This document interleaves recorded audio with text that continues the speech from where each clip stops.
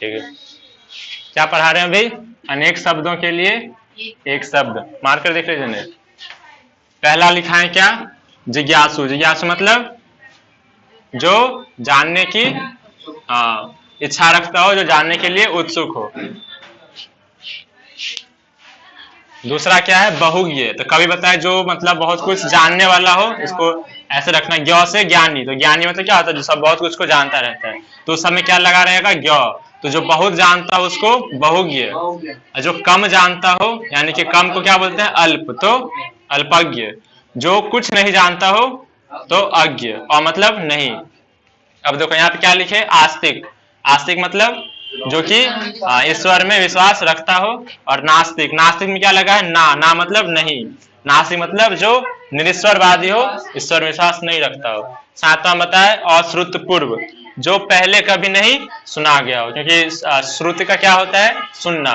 पूर्व मतलब पहले। तो उसी तरीके से अश्रुत पूर्व मतलब पहले नहीं सुना गया हो। अदृष्ट पूर्व मतलब जो पहले कभी नहीं देखा गया हो। और अगला है अभूतपूर्व, मतलब जो पहले कभी नहीं हुआ ही नहीं हो। अभूत पूर्व। 10वां लिखो। जो किए हुए उपकार को मानता हो। जो किए हुए उपकार को मानता हो।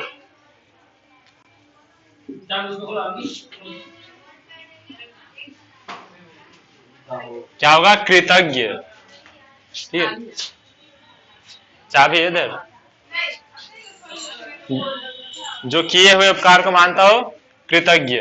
मतलब कभी कोई तुम पे हम किसी पे उपकार किए, ठीक, मतलब कोई उसका मदद कर दिए और वो मेरा नाम लेता हो, ठीक, तो क्या होगा? वो कृतज्ञ कहलाएगा। और जो नहीं ऐसा करता, जैसे तुम किसी का हेल्प कर दो और वो फिर बाद में बोलेंगे ये तो कुछ नहीं किया था मेरा, तो उसको बोलते हैं कृतज्ञ।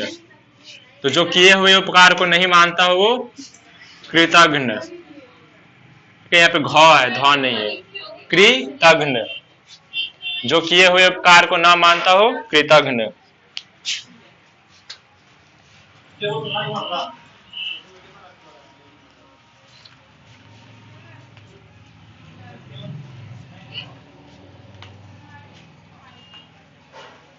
चलो अब लिखो। जो अंडे से जन्मा हो।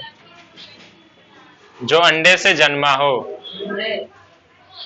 जो भी जन्म वाला चीज आएगा उस समय क्या लगाएंगे? जौ। अंडे से, जैसे कि मुर्गा होता है, पक्षी सब होता है, वो सब क्या होता है? वो सब अंडज कहलाता है, मतलब वो सबका जन्म अंडे से हुआ हो।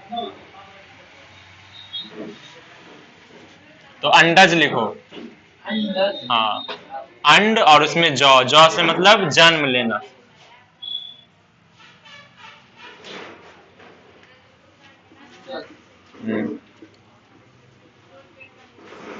अंडज, ठीक।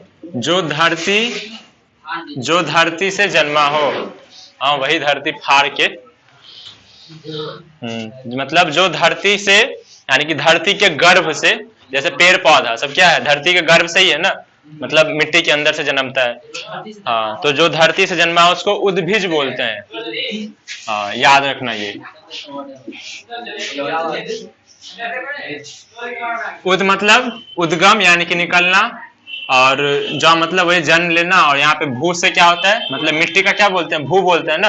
तो भू का यहाँ पे क्या हुआ है? भी हुआ है। तो जो मिट्टी से यानी कि जो भूमि से जन्म लिया हो, उद्भिज। अगला लिखो। देखो सब वर्ड हम तुमको क्यों ऐसे बता रहे हैं कि ऑप्शन देखेगा तो याद आएगा कि कैसे कैसे पहचानना है। मान के चलो भूल गया तो पहचानने के लिए पता होना चाहिए। जौ लगा मतलब जन्म लेना। उद मतलब उद्गम, और भू मतलब मिट्टी। जो पसीने से जन्मता है। जो पसीना को क्या बोलते हैं? स्वेद भी बोलते हैं।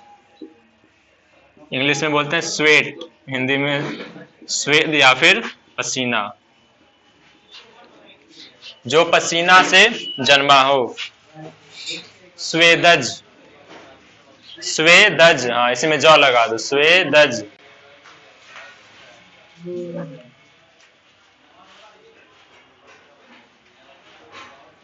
जो जरायु। जो जरायु। जरायु मतलब गर्भ की थैली, यानी कि जो मतलब माँ होती है। जरायु क्या लिखें? जरायु। हाँ, जरायु मतलब जो भी स्तनधारी जीव है जो कि अपने माँ के गर्भ से जन्म लेता है, तो जो जरायु से जन्मता है उसको बोलते हैं जरायुज। जरायु का मतलब पता होना चाहिए, जरायु मतलब जो कि गर्भ की थैली से जन्म लेता है, जरायुज। फिर अगला लिखो, चलो, जो युद्ध में स्थिर रहता है, 20 हो जाएगा तो बोलना, जो युद्ध में स्थिर रहता है। फिर से वही महाभारत देखा है, युधिष्ठिर। युधिष्ठिर जी को देखा होगा, वो एकदम शांत काम, जैसे कैसे MS धोनी शांत रहता है, कुछ भी हो जाए।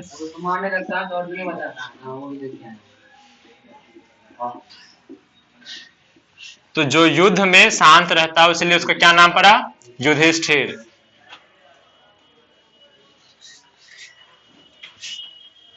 जो विश्व भर का बंधु हो, जो विश्व भर का बंधु हो उसको क्या बोलेंगे, विश्व बंधु। जो विश्व मतलब दुनिया संसार, जो विश्व भर का बंधु मतलब भाई, भाई दोस्त, जो विश्व भर का बंधु हो उसको क्या बोलते हैं, विश्व बंधु। जो विलंब से काम करे, जो विलंब से काम करे उसको बोलते हैं दीर्घ सूत्री। दीर्घ मतलब देर से लंबा, दीर्घ सूत्री। जो एकदम विलंब से देर लगा के काम करता हो उसको क्या बोलते हैं, दीर्घ सूत्री। जो आसानी से पचता है, जो आसानी से पचता है, खाना, सब खाना आसानी से पचता है, उसको बोलते हैं लघु पाक। लघु पाक, हल्का फल्का खाना जो सब होता है वो सबको क्या बोलते हैं, लघु पाक।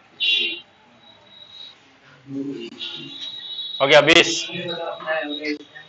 अब लिखो, जो पढ़ा ना जा सके, जो पढ़ा ना जा सके, तो जो नहीं लगा यानी कि पढ़ा नहीं जा सके मतलब अपठनीय।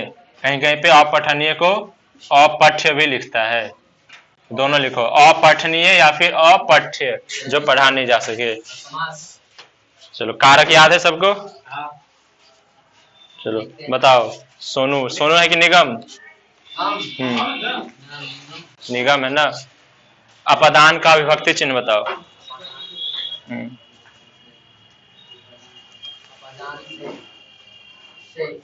से। चलो श्यामली बताओ, संबंध। हम मैसेज कर देते सबको कि देख क्या आने। मोबाइल खरीदो।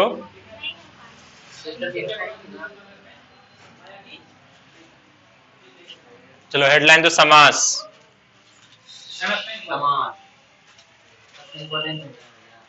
बहुत ज्यादा, 10 को 12 को नहीं पूछता है।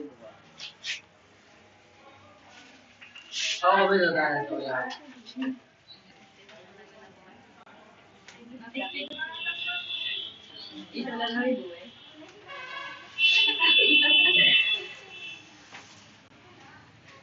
क्या होता है समास की, सबको पता है।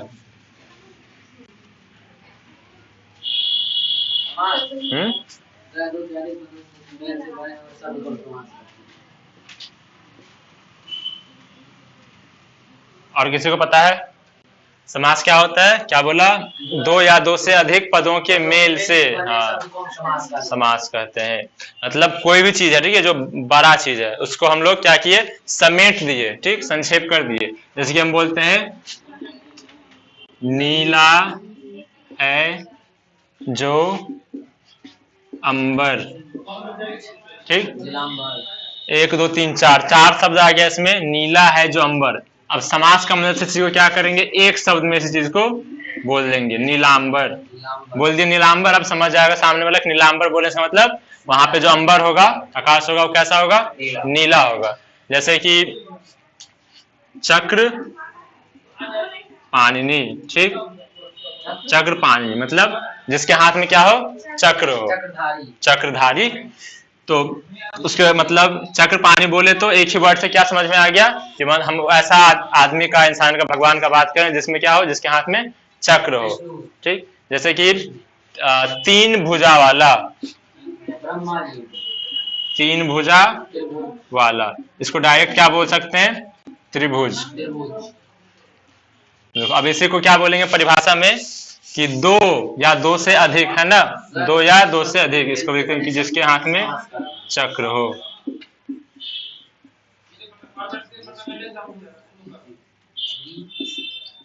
मतलब समझ में आ गया, जब क्या हो, 2 या 2 से अधिक शब्द हो या पद हो, उसी को एकदम क्या करते हैं, समेट के, मतलब संक्षेप करके जो एक शब्द बनाते हैं उसी को क्या बोलते हैं, समास। ठीक, 2 या 2 से अधिक पदों को मिलाने से जो शब्द बनता है उसका अर्थ भी होना चाहिए उसी से, मतलब अर्थ बदलना नहीं चाहिए हमको। जब संक्षेप करेंगे तो अर्थ बदला, विद्यालय का क्या होगा? अर्थ नहीं, वो समास नहीं, वो संधि है।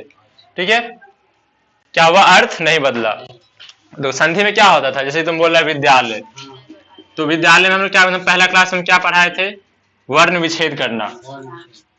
तो विद्या में वी को हम ऐसे लिख दिए, और दो हलन जोर यो आ, ठीक, विद्या, और इधर आ फिर लय जो भी है। तो इसमें क्या हुआ, ये क्या आ और ये क्या आ और आ दो चीज मिला है और ये फिर क्या बनाया है, आ ही बनाया है। बताया था ना संधि का नियम। तो इसमें क्या हुआ, क्या जुड़ रहा है, 2 अक्षर जुड़ रहा है। ठीक, 2 अक्षर जो कि मेनली क्या होता है, स्वर होता है।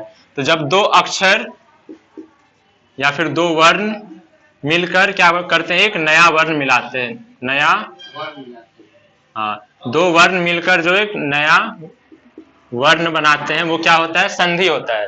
जैसे इसको हम क्या बोलते हैं, विद्या जोड़ आलय, इसको हम क्या बोले, विद्यालय। तो यहाँ पे है पद ये भी है, पद ये भी, लेकिन यहाँ पे क्या, इसका ये लास्ट वाला और इसका ये पहला वाला देखते हैं तो बनता है संधि। और यहाँ पे ऐसा कुछ है कि मतलब फिक्स नहीं ना, तो ऐसा अगर जोड़ेंगे तो फिर नील है जो अंबर एक ही चीज हो जाएगा। तो मतलब क्या हुआ, जो कि अर्थ को ना बदले और फिर 2 या 2 से अधिक पद हो और मिलके एक शब्द बन जाए, उसको बोलते हैं समास। ठीक है, समझ में आ गया ना, संधि और समास में क्या अंतर होता है, इसमें 2 पद का और इसमें 2 अक्षर या वर्ण का। 2 वर्णों की मेल से बने शब्द को हम वर्णमाला कहते हैं। तो हेडलाइन दो समास का, 2 या 2 से अधिक परिभाषा, 2 या 2 से अधिक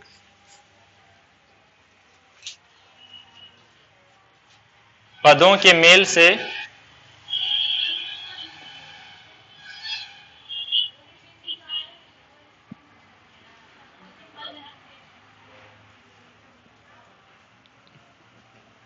पदों की मेल से बिना अर्थ बदले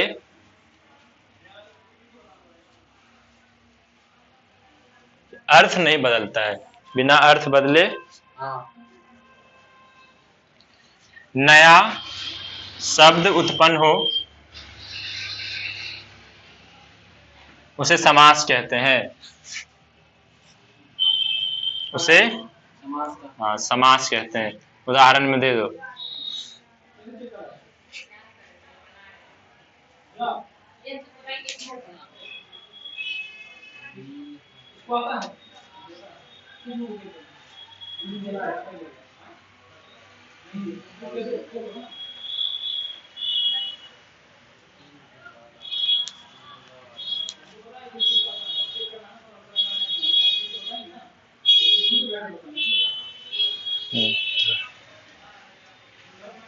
लिखो अब समास हो गया। उदाहरण देखो, समास के मुख्यतः 4 प्रकार होते हैं।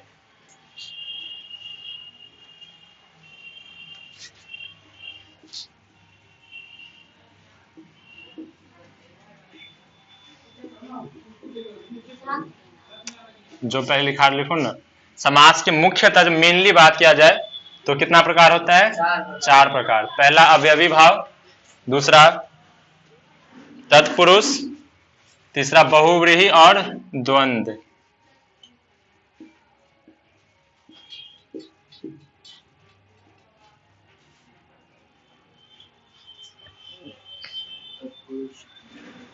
कितना हम बोले मेन। तो देखो जब क्वेश्चन आएगा अगर सीधे पूछ रहा है कि समास के कितने भेद होते हैं तो 6, ठीक। समास के कितने भेद होते हैं तो 6।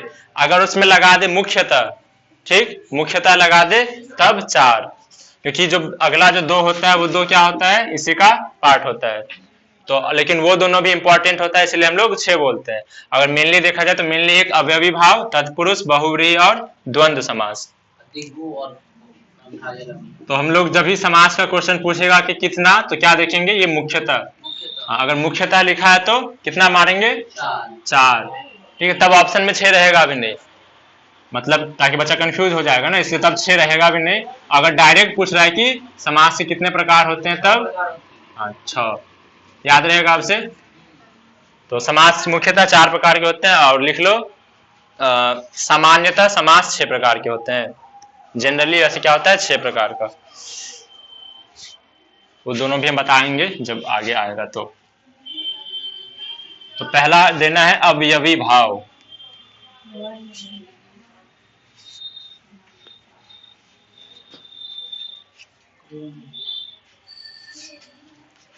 पहला कौन सा समास पढ़ेंगे, अवयवी।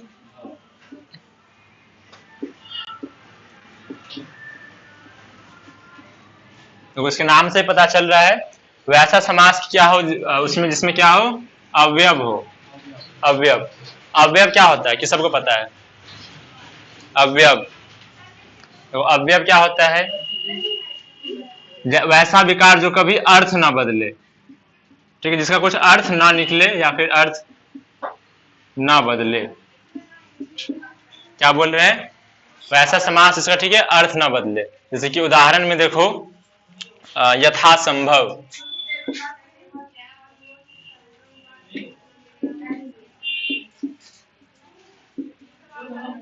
देखो इसमें भी क्या है, मतलब जो क्या हो, संभव हो, मतलब जो मेरे बस का बात हो उसको क्या बोलते हैं, यथा संभव बोलते हैं। तो यानी भी क्या है, एक समास है। और ये कौन सा समास है, तो अवयवी भाव, क्योंकि इसमें जो लगा है मेनली समझो उपसर्ग जो लगा रहता है। यहाँ पे क्या लगा, उपसर्ग, यथा। अवयवी भाव में क्या लगा रहेगा, मेनली उपसर्ग लगा रहेगा। और यहाँ पे यथा का कुछ मतलब ऐसा मीनिंग नहीं आता है, ठीक है, यथा का कुछ ऐसा मीनिंग नहीं आता है। और अगर आता भी है तो वो जनरली चेंज नहीं होता है। तो देखो इसके लिए अगर इसका बहुत डिटेल से पढ़ेंगे तो बहुत कुछ इसमें लोचा है। तो तुमको क्या याद रखना है, अवयवी भाव मतलब उपसर्ग। किसका, प्रतिदिन है ना, वो भी क्या है इसमें, प्रति और दिन। तो प्रति यहाँ पे क्या है, उपसर्ग है। उपसर्ग और प्रत्यय पढ़ा है ना। उपसर्ग क्या होता है, जो किसी शब्द के पहले लगता है, और प्रत्यय क्या होता है, जो लास्ट में लगता है। तो लेकिन उसका फिर क्या हो जाए, एक अर्थ भी आए, मतलब कुछ भी हम ऐसा लगाए, जैसे कि किसी में अ लगा देते हैं, जैसे कि अभी हम क्या देख रहे थे, जैसे कि सुर था, ठीक, सुर में हम अ लगा दिए तो असुर हो गया। इसका क्या होता है, एक नया अर्थ आ जाता है। तो क्या हुआ, उपसर्ग हुआ। इस तरीके से किसी शब्द में जो लास्ट में लगा देते हैं अंत में, और उसका अर्थ कुछ नया आ जाए तो उसको क्या बोलते हैं, प्रत्यय बोलते हैं। तो लिखो अवयवी भाव समास, इसका परिभाषा लिखो, जिस जिस समस्त पद का, जिस समस्त पद का पहला शब्द अवयव हो, जिस समस्त शब्द का, जिस समस्त पद का, पद है शब्द नहीं, पहला शब्द अवयव हो, पहला शब्द क्या हो, अवयव। तुमको अवयव मतलब समझना है, मेनली उपसर्ग। और जो क्रिया विशेषण, क्रिया विशेषण मतलब जो किसका विशेषता बतलाए, क्रिया का। और जो क्रिया विशेषण के रूप में प्रयुक्त हो उसे अवयवी भाव, उसे अवयवी भाव समास कहते हैं।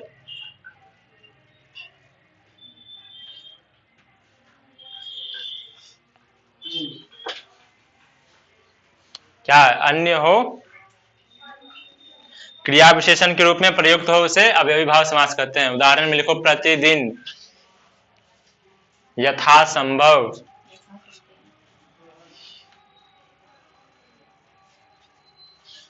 आजन्म,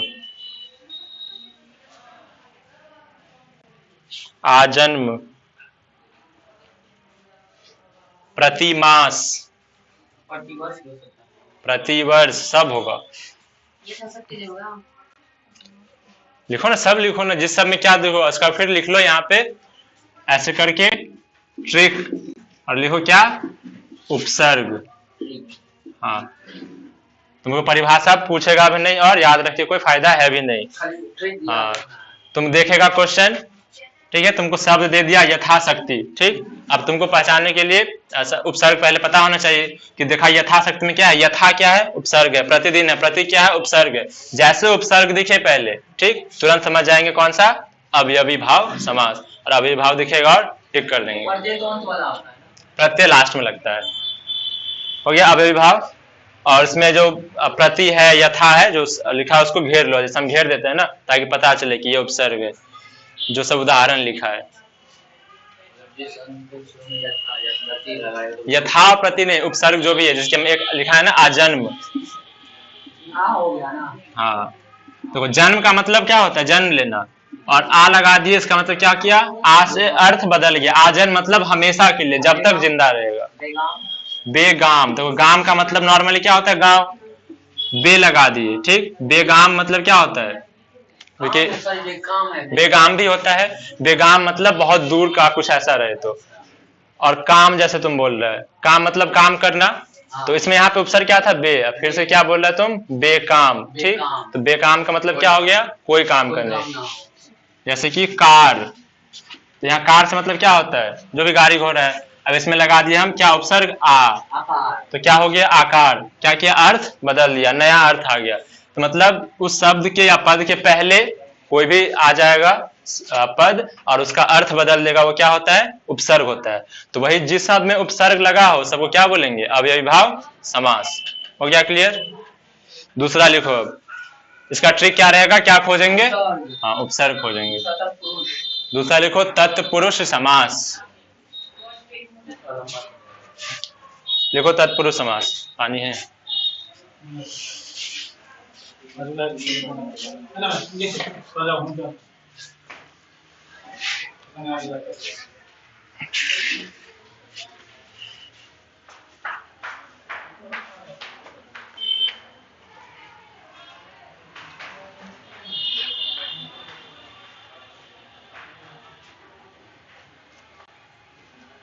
चलिएगा,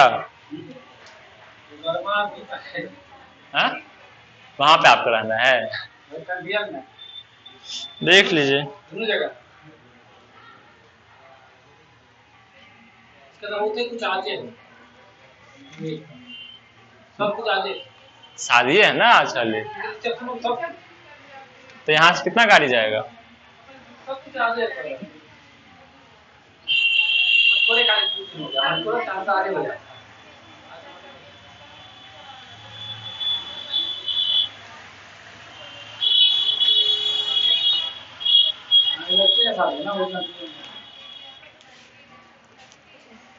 यहाँ पे तो आपको गौरव भैया है तो रहना ही पड़ेगा। हाँ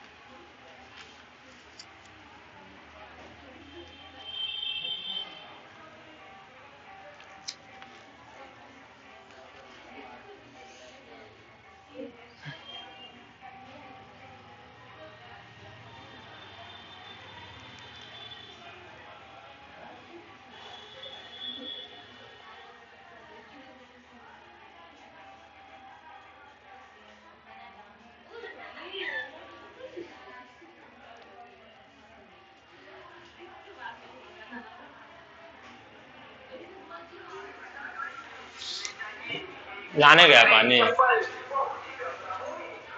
हो गया। कॉपी बंद थोड़ी करना था, अभी तक के को हुआ है। क्या बताएं, अवयवी भाव ना, अब तत्पुरुष लिखो, तत्पुरुष समास,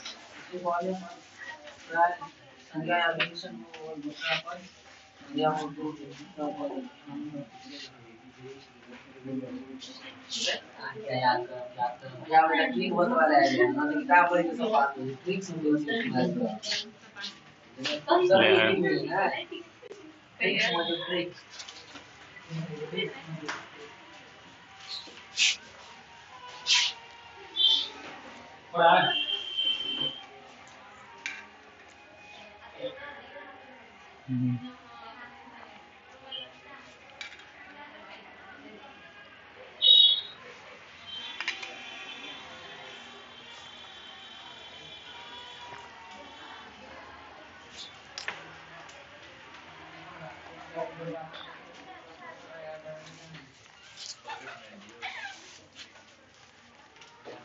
चलो अब कल जो सब समास पर कारक पढ़ा था उसको तत्पुरुष अच्छे से समझ में आएगा। तत्पुरुष समास क्या होता है? तो समास जो भी रहेगा उसमें दो पद रहता ही है, मतलब दो पद से मिलकर बना रहता है। तो जिसमें उत्तर पद की प्रधानता हो, उत्तर पद, हाँ उत्तर पद की, हाँ क्या करेंगे, एक कंपास लेके आएंगे, हाँ देखेंगे उसमें कंपास में बताता है ना, नॉर्थ तुमको दिखाएगा, कंपास देखा है, हाँ तो देखेंगे उत्तर जिधर जाएगा, परीक्षा में लेके जाएंगे, हाँ, उत्तर जिधर जाएगा तो जिधर उत्तर गया, उत्तर चार ऑप्शन में से जिधर उत्तर गया, ठीक है, क्या समझ आएंगे, एक इधर ऑप्शन रहता है, एक इधर, एक इधर, एक इधर, जिधर उत्तर जाएगा मन से उत्तर इधर जा रहा तो लगा देंगे। क्या मतलब किताब में उत्तर पद लिखा रहता है, इसीलिए हम लोग बता रहे हैं। उत्तर पद मतलब क्या होता है, बाद वाला, पहले प्रश्न के पहले उत्तर, पहले प्रश्न, और उत्तर हम लोग क्यों बोलते हैं, उत्तर को उत्तर क्यों बोलते हैं, क्योंकि हम लोग वो बाद में देते हैं, मतलब पहले कुछ ना कुछ हुआ है जिसका हम लोग क्या कर रहे हैं, एक्सप्लेन कर रहे हैं, इसलिए हिंदी में उत्तर का मतलब क्या होता है, बाद में, उत्तर का मतलब क्या होता है, बाद में। जैसे कि राजकन्या, राजकन्या लिखे, इसमें मेन क्या हो, प्रधान क्या हो, उत्तर, मतलब दो पद तो नजर आ रहा है ना, एक राज और एक कन्या, तो राज से कुछ पता चल रहा है, मतलब वैसा कुछ मेन, लेकिन कन्या से पता चला कि किसी कन्या का बात हो रहा है, जो कि क्या है, अगर इसको और हम डिटेल से देखें तो राजा की कन्या, यानी क्या है, वो कन्या है लेकिन किसकी है, राजा की कन्या। जो भी यहाँ पे समझो ना तुम बात को, तो तत्पुरुष समास तुमको जो भी रहेगा, सबसे पहली बात कि उसमें क्या छुपा रहेगा, कारक, क्या छुपा रहेगा, कारक। जैसे यहाँ पे कौन सा कारक है, एक संबंध कारक है, दिख नहीं रहा है, ठीक है, लेकिन वो क्या है, उसमें छुपा है। जब उसको विग्रह करेंगे, समास का उल्टा क्या होता है, विग्रह, तो हमको उसमें क्या नजर आएगा, कारक का विभक्ति चिन्ह नजर आएगा, ठीक है, क्या है, विभक्ति चिन्ह है। तो लिखो तत्पुरुष समास में जिस समस्त पद में, जिस समस्त पद में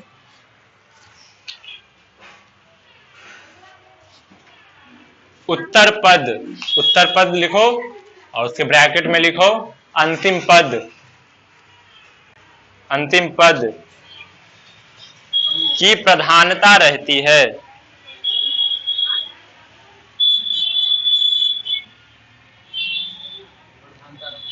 की प्रधानता रहती है, उसे तत्पुरुष समास कहते हैं।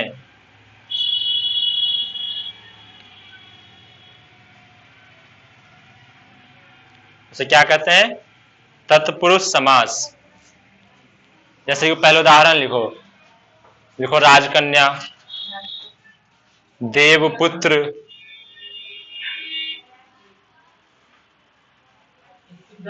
सत्यपालन,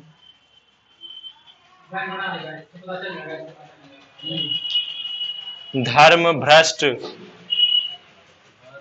धर्म भ्रष्ट मतलब जो धर्म का क्या हो, भ्रष्ट। जैसे लिखो नीति युक्त, नीति युक्त, नीति युक्त, हाँ नीति युक्त, सही करो मात्रा, नीति युक्त। और लिखो विद्याभास, विद्याभास, दानवीर, दानवीर,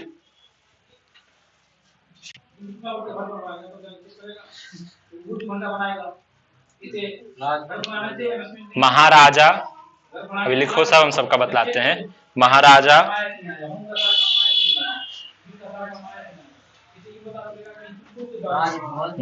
मुख कमल, मुख कमल, मुख कमल, चलो इतना लिखे। अब देखो हम कारक कितना पढ़ाए थे, अब जितना भी हम तुमको लिखा है ना वो सब कौन सा उदाहरण है, तत्पुरुष का। सब किसका उदाहरण है, तत्पुरुष का। और सब में तुमको एक में भी कारक दिख नहीं रहा है, एक में भी कारक हाँ दिख भी नहीं रहा, लेकिन अब दिखेगा। बोलो क्या लिखा था पहला, पहला तो राजकन्या, चलो बता ही दिए। तो राजकन्या जब ऐसा वर्ड दिखे जिसमें क्या हो, पहले तो उपसर्ग तो दिख नहीं रहा है, ठीक है, राज उपसर्ग नहीं होता है, रा उपसर्ग नहीं होता है। उपसर्ग का क्लास कभी कराएंगे तो डिटेल से देखेंगे। तो यानी कि अब राजकन्या का मतलब देखेंगे तो राजा की कन्या, तो इसमें की दिखा, और की क्या है, एक कारक है। की क्या है, एक कारक है। दूसरा देव, एक ही में होगा देवपुत्र, यानी कि देव का पुत्र, मतलब देवता का पुत्र या फिर देव का पुत्र। सत्य पालन, अब इसमें क्या होगा, मतलब जो सत्य का पालन करता हो, ठीक है, जो सत्य का पालन करता हो। तो सत्य का पालन, इसमें भी का आया। और नीति युक्त। अब इसमें देखो नहीं, का पहचानने का हम ट्रिक बता रहे हैं। नीति युक्त का मतलब नीति से युक्त, क्या होता है, नीति से युक्त।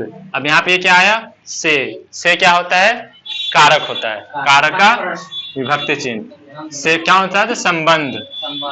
ये क्या कर रहा है, संबंध जोड़ रहा है ना, युक्त का संबंध नीति से जोड़ रहा है, मतलब जो कि अपना नीति पॉलिसी बनाता है और उसमें रहता है, जो भी सरकार का जो भी नियम रहता है नीति युक्त रहता है वो। सब तत्पुरुष का ही हम उदाहरण लिखा है ना। कैसे पहचानेंगे कि ये तत्पुरुष है, तो क्या करेंगे, उसको विग्रह करेंगे, ठीक, विग्रह अपने मन में करेंगे और देखेंगे कि ये कारक का कैसे होता है, कर्ता का ने, कर्म को करण से, संप्रदान के लिए, ने, का, के, की, से, में, पर। मेनली तुमको ये सब चीज देखा है कि इसमें तत्पुरुष समास में, कल का क्लास देख लेना। चलो नीति युक्त हो गया, और इसमें क्या दिखा, से। अगला धर्म से भ्रष्ट, धर्म से भ्रष्ट, इसमें क्या आ रहा है, से आ रहा है, धर्म से भ्रष्ट। अगला विद्या, क्या लिखा है इसमें, विद्या भाषा नहीं लिखा है वो, दिखाओ क्या लिखा है, विद्याभास, यही लिखा है ना। देखो विद्या का भास, विद्या का भास, जो दान में क्या हो, वीर हो, दान देने में वीर हो। तो देखो अवयवी भाव का समझ में आ गया, क्या होना चाहिए, उपसर्ग होना चाहिए। अब जब देखेंगे दूसरा तत्पुरुष पहचानने का, तो सबसे पहले उसका विग्रह करने पे क्या आना चाहिए, कारक का विभक्ति चिन्ह, कारक का विभक्ति चिन्ह। कोई ना कोई कारक का विभक्ति चिन्ह अगर आए जो कि उस दो पद को क्या कर रहा हो, जोड़ रहा हो, ठीक। और इसमें एक बात और ध्यान रखेंगे, तीसरा बात, कि उसका अर्थ ना बदले, अर्थ ना बदले। जैसे कि हम एग्जाम्पल दे रहे हैं, लंबोदर, ठीक, यानी कि लंबा है, लंबा है जो उधर, मतलब क्या कर रहा है, जोड़ रहा है ना, उधर मतलब पेट, लंबा। और इसमें जो क्या कर रहा है, इसको जोड़ने का काम कर रहा है। वैसे जो यहाँ पे क्या है भी नहीं, विभक्ति चिन्ह। लेकिन लंबोदर का मतलब हम लोग किसके लिए यूज करते हैं, सिर्फ और सिर्फ गणेश जी के लिए यूज करते हैं। जैसे नीलकंठ, नीलकंठ। तो इसका मतलब नीलकंठ हम सबके लिए यूज नहीं करते हैं, नीलकंठ सिर्फ एक स्पेशल है जो कि शिव जी के लिए, महादेव जी के लिए यूज करते हैं। तो एक चीज क्या और याद रखेंगे इसमें तत्पुरुष में, कि उसका अर्थ ना बदले, मतलब किसी स्पेशल पर्सन के लिए वो चीज यूज ना किया जाता हो। ठीक है, समझ में आ गया। उपसर्ग में क्या अवयवी भाव में उपसर्ग देखेंगे, तत्पुरुष में क्या देखेंगे, कारक अविभक्ति चिन्ह होना चाहिए और अर्थ नहीं बदलना चाहिए। तो ऐसे करके लिख लो साइड में, उदाहरण तो सारे लिखवा दिए। इसमें दिक्कत आएगा, एकदम आसान है। दो पद का क्या हो रहा हो, विग्रह, और ट्रिक क्या है, कारक का विभक्ति चिन्ह विग्रह करने पे, हाँ कारक का विभक्ति चिन्ह विग्रह करने पे, और बस अर्थ उसका नहीं बदलना चाहिए। नित्य युक्त हम किसी के लिए भी यूज कर सकते हैं, सत्यपालन किसी के लिए भी, देवपुत्र जो भी देवता का पुत्र होगा, विद्याभास जो भी विद्या का भास रखता हो, महाराजा मतलब महान है जो राजा, मुख कमल मतलब कमल, कमल सा मुख, मुख कमल लिखा था ना, तो जिसका मुंह कैसा हो, कमल जैसा।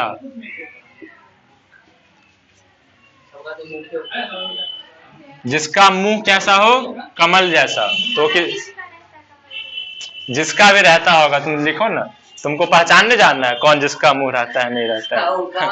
हाँ चीन में भेजते भैया, चीन में हर एक तरह का मुंह होगा, वहाँ सब मिलेगा। चीन पे ही जाओ। चलो इसके बाद लिखो अब अगला समास, द्विगु समास। द्विगु द्वंद्व दोनों हल्का है। द्विगु द्वंद्व बड़ा हल्का है, इसमें जोड़ा रहता है, बराबर बराबर, उसे पसंद आता है। देखो अब द्विगु का पता ही है सबको। हाँ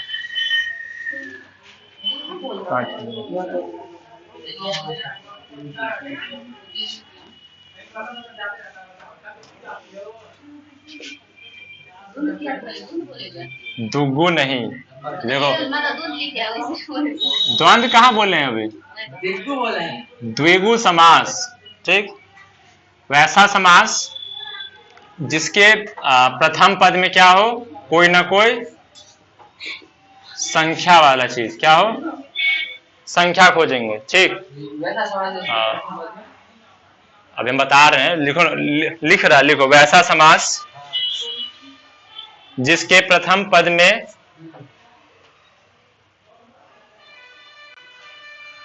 संख्या संख्या का भाव हो, जिसके प्रथम पद में संख्या का भाव हो, उसे द्विगु समास कहते हैं।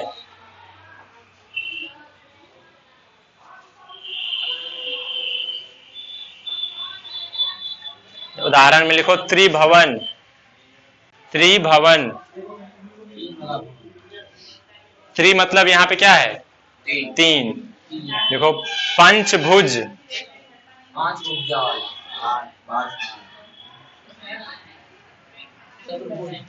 पंचभुज,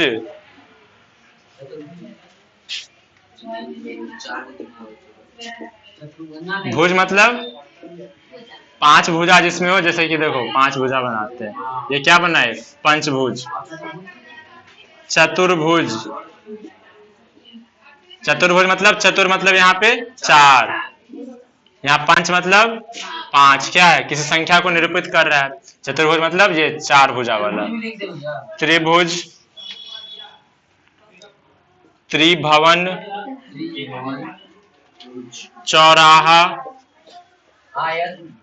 आयत कहाँ से है, आयत में कहाँ पे तुमको दिख रहा है, उस शब्द में देखो, उस शब्द में क्या दिखना चाहिए, प्रथम पद में संख्या का भाव उत्पन्न होता है। त्रि मतलब, त्रि से क्या उत्पन्न हो रहा है, तीन, चतुर से चार, पंच से पांच, यहाँ चौराहा से चार। देखो राह मतलब क्या होता है, रास्ता, तो जहां से चार रास्ता निकलता हो, ठीक है, जहां से चारों तरफ रास्ता जाता है उसको क्या बोलते हैं, चौराहा। जिसमें पांच भुजा हो, पंचभुज, जिसमें चार भुजा हो, चतुर्भुज, जिसमें त्रिभवन, जिसमें क्या हो, तीन भवन का जो घर हो उसको त्रिभवन।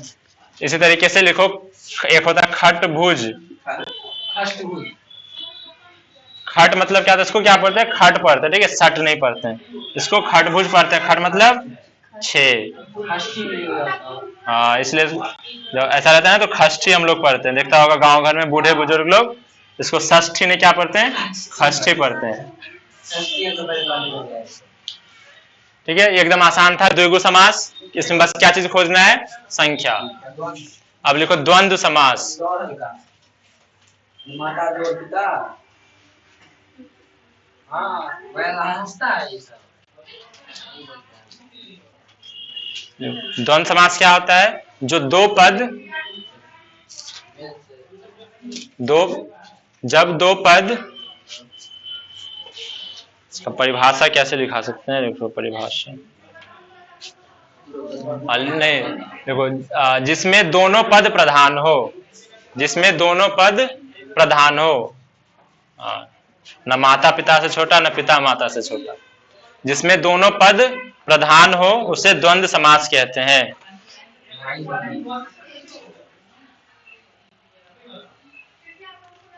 माता पिता सामान्यतः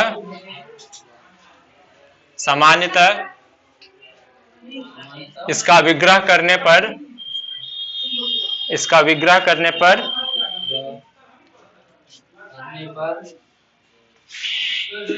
और अथवा तथा का भाव आता है। सामान्यतः इसका विग्रह करने पर और अथवा तथा का भाव आता है। जैसे लिखो राधा कृष्ण, और एक और ट्रिक क्या पहचानने का, क्या लगा रहेगा, हाइफन लगा रहेगा, ठीक, दोनों पदों के बीच में क्या लगा रहेगा, हाइफन। ठीक है, इसमें क्या है, दोनों पद प्रधान है, राधा भी और कृष्ण भी, दोनों के बीच में क्या रहेगा, बस ये याद रखना तुम, ठीक, ये वाला है तो द्वंद्व। और जैसे इसको विग्रह करेंगे तो क्या लिखेंगे, राधा और कृष्ण, ठीक है। जैसे माता पिता लिखते हैं तो माता और पिता। दाल भात में क्या है, चूरा दही, सब क्या हो जाएगा, जिस समय हम लोग हाइफन लगाते हैं वो सब क्या हो जाएगा, द्वंद्व समास, ठीक है। चलो इतना रिवाइज करो, वो देखते हैं, क्लास 4 बज गया ना।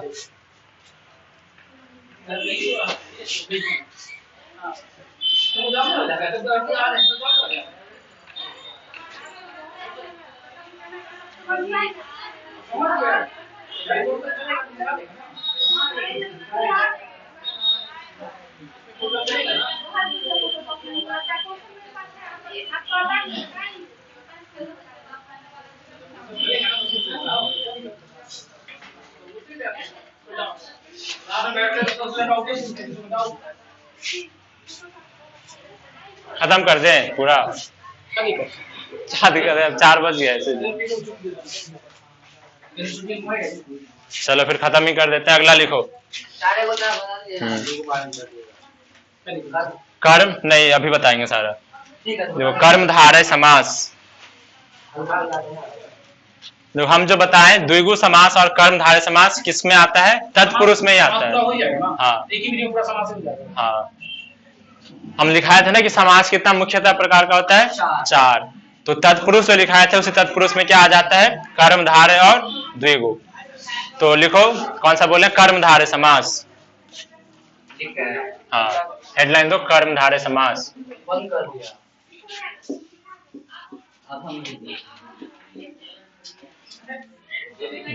इसका क्या है ट्रिक, है जो, इसमें तुमको क्या उसका विग्रह करने पे आएगा, सेंस है जो। जैसे लिखो नीलांबर, नीलांबर।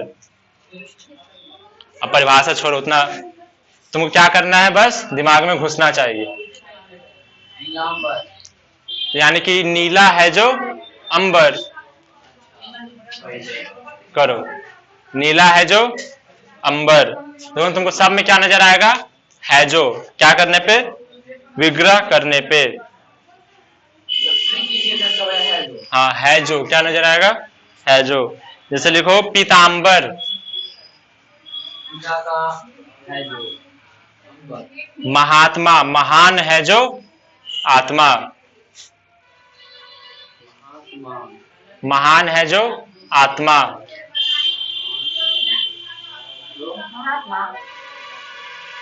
महान है जो आत्मा, महात्मा लिखो और फिर उसके आगे लिखो महान है जो आत्मा, और फिर लिखो जैसे एक लिखो सज्जन।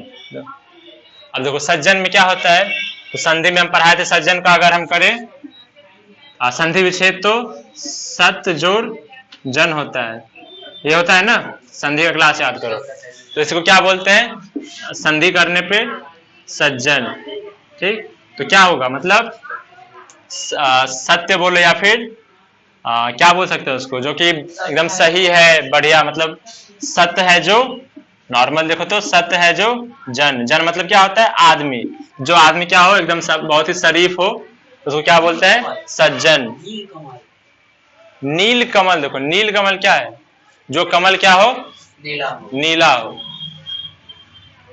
तत्पुरुष कर्मधारय समास समझ में आ गया। कर्मधारय, हाँ मतलब इसका नाम में क्या है कर्म, यानी कि कोई ना कोई काम है जो कि धारण किया हुआ है, ऐसे याद रखना, जो कि क्या किया है धारण किया। तब तो सब में क्या लगाते हैं है जो, जैसे कमल किसका धारण किया है नीला होने का, अंबर क्या चीज का धारण किया है नीला होने का, पीतांबर अंबर फिर पीला, जैसे भी लिखा है आत्मा, आत्मा की चीज क्या, कैसा चीज धारण किया है महान होने का, ये आदमी कैसा किया है एकदम शरीफ होने का। ठीक है, तो इसका ट्रिक क्या हो गया है जो। अब सबसे लास्ट क्या है बहुव्रीहि, बहुव्रीहि अभी हम बताए ही थे तत्पुरुष में कि वो चीज ना हो, बहुव्रीहि से नाम से देखो क्या है बहुव्रीहि, हाँ बहु, देखो बहु से याद रखना, बहु क्या होती है मायके में कुछ और ससुराल में बदल जाती है, यही होता है ना। हाँ नहीं मतलब मायके में एकदम आलसी काम करो ना करो कोई दिक्कत नहीं, लेकिन ससुराल में जाएगी तो बहू क्या हो जाएगी करना ही पड़ेगा, नहीं तो है ऊपर से हेड क्वार्टर है ऊपर। ठीक, तो बहू क्या होती है बदल जाती है, बहू क्या होती है बदल जाती है। तो जो अपना क्या करे अर्थ बदल दे, मतलब किसी और के लिए स्पेशल आदमी के लिए यूज हो, तो उसको क्या बोलते हैं बहुव्रीहि समास। तो लिखो बहुव्रीहि समास, बहु से याद रहेगा।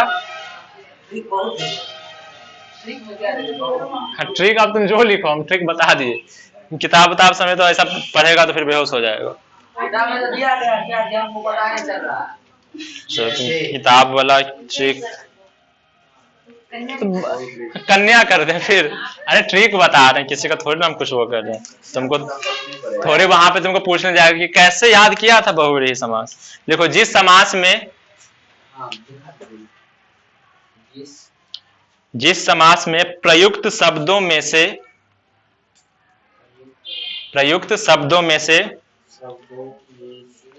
कोई भी शब्द प्रधान ना हो, कोई भी शब्द प्रधान ना हो, किंतु बाहर से ही आकर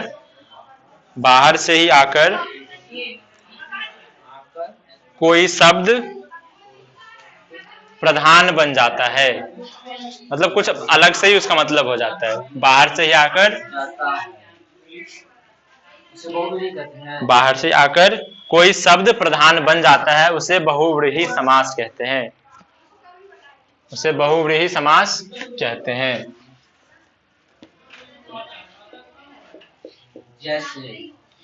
दशानन तो क्या बोलते हैं,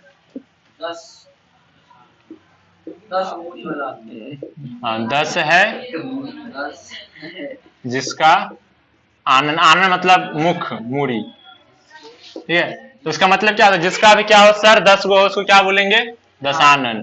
लेकिन ये सिर्फ और सिर्फ किसके लिए यूज होता है रावण जी के लिए, ठीक, सिर्फ और सिर्फ रावण के लिए यूज होता है। तो मतलब क्या है देखो परिभाषा पढ़ो कि जिसमें दोनों पद में से कोई प्रधान ना हो और कुछ अलग ही उसका क्या हो जाए मतलब हो जाए, तो उसको क्या बोलते हैं बहुव्रीहि समास। जैसे हाँ नीलकंठ, लिखो लंबोदर,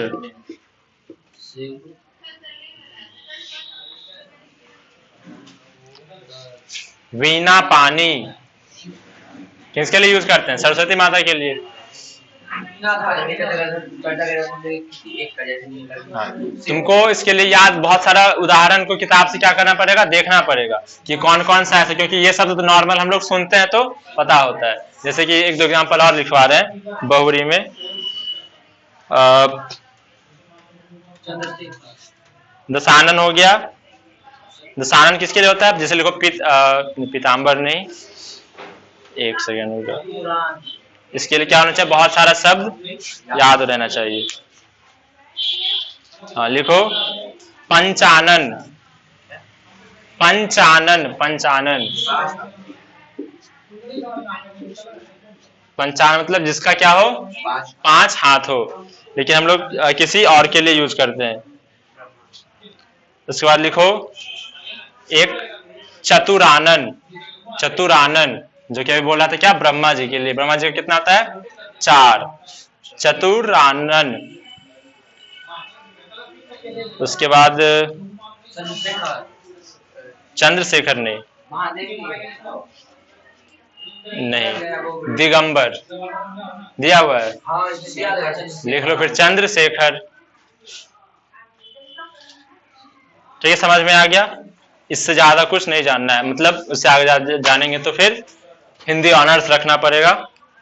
और फिर हिंदी ऑनर्स रखो, मतलब डीप नॉलेज लेते रहो। ट्रिक सबका याद हो गया। अब अभिभाव का बताओ क्या होगा? क्या देखेंगे? उपसर्ग। तत्पुरुष में कारक, कारक का विभक्ति चिन्ह विग्रह करने पे दिखेगा। फिर तीसरा कौन सा बताए थे? द्विगु। द्विगु मतलब जिसमें क्या दिखे? संख्यावाचक। जिसमें कोई संख्यावाचक भाव हो उसके प्रथम पद में ही, तो क्या होगा वो? द्विगु। द्वंद्व में क्या? जिसमें क्या लगा हो? ये हाइफन लगा हो। और अगर विग्रह करेंगे तो और, ठीक। वो नॉर्मल हम लोग देखते हैं, माता पिता, राधा कृष्ण, बाल बच्चा, क्या दोनों पद प्रधान हो। उसके बाद बताएं कर्मधारय। कर्मधारय में क्या रहेगा? है जो, ठीक है, जिसको, और उसका अर्थ वही रहेगा। और सेम होता है कौन? बहुव्रीहि, लेकिन इसमें अर्थ बदल जाएगा, किसी स्पेशलाइज्ड पर्सन के लिए वो यूज होता है। हो गया 6 का 6, समझ में आ गया। और एक क्वेश्चन बताया थे शुरुआत में, अगर मुख्यतः लगा रहे तो 4। कितना समास? 4। क्योंकि ठीक से देखेगा तो कर्मधारय द्विगु सब तत्पुरुष के अंदर ही आता है एक ही जैसा। अगर मुख्यतः नहीं लिखा है तो समास कितना प्रकार का? 6 प्रकार का। अब देखना क्वेश्चन बैंक उल्टाना, बहुत सारा उसमें समास का क्वेश्चन पूछा हुआ है, सब क्वेश्चन करना एक बार, ठीक है। अब तुम देखेगा तुरंत तुमको पता चल जाएगा कौन सा समास है। आज सारा समास का क्वेश्चन व्याकरण से और क्वेश्चन बैंक से कर लेना है, ठीक है। अब जब आगे पढ़ेंगे तो फिर अगला टॉपिक देखा जाएगा। अब कौन सा नहीं हुआ है टॉपिक, और जो भी हम लिखवा रहे हैं याद करने वाला याद करते रहो। लिंग निर्णय बता दिए। संधि चलो होता है तो संधि एक बार फिर से बताया जाएगा। हाँ संधि लॉकडाउन से पहले बताया था ना, तो चलो एक बार संधि क्या करेंगे फिर से। तो संधि को जितना पढ़ा, बहुत कुछ था उसमें, बेसिक बात याद ही होगा, फिर से पढ़ लेना उसका नियम सब। अ को जोड़ेंगे तो क्या होगा? हर्षवी, हर्षवी को जोड़ेंगे तो क्या होगा? फिर व्यंजन संधि को जोड़ेंगे तो क्या होगा? तो एक बार वो सब पढ़ के आना, ठीक है। चलो हो गया, छुट्टी।